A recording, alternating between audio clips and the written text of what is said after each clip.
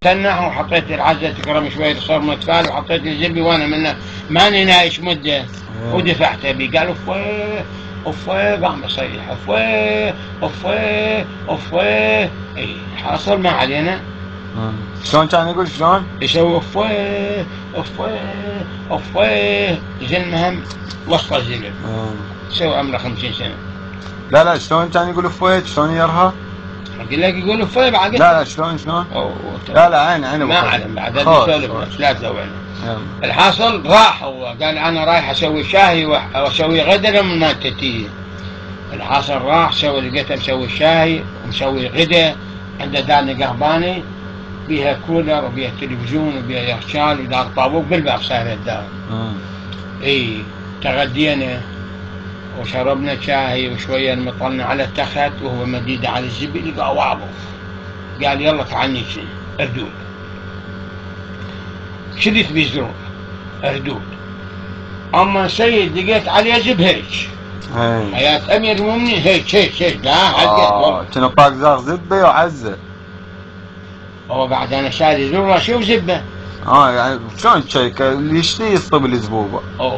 خوش ما علينا بدي اسالك بالحقيقه والايضا. نشته قال لي صاحبي قلت له قال لي عاد انا مشتي يعني هو وانا هم خطايا هم ضال. عاد انا احكي لك الحقيقه نكون نسانش الحقيقه.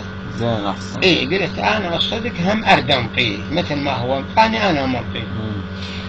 سيد حياة علي بن ابي طالب هو عنده الزبه مثل بطل والله راسه هيك. قلت له عمي قال لي قلت له شوف هسه بنتلم الهواز كلهم يقعدوا يمي يفلون بعزي حزبك ما يدش صدق ما يدش. صدق حتى لو تكرم يحطه بكسر حمار اقول لك ايش راسه. خوش. قال والله انت خليني. قلت له انا ما عندي مشكله. انا نمتم عليك تكرم على قفاي وسميت عزي دفع زين هو راسه هيك ما دش. اقول له حتى ما حتى سانت ما دش سانت واحد. قال عمي ما يصير العاد انت تعال فرشي. قلت له شنو؟ قال سوي هيك بزبي خلي يطيح ماي. قلت له ماكو مشكله.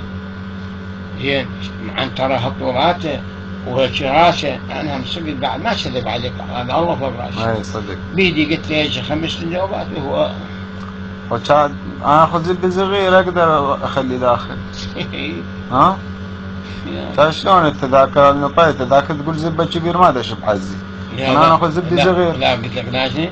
لا اخوي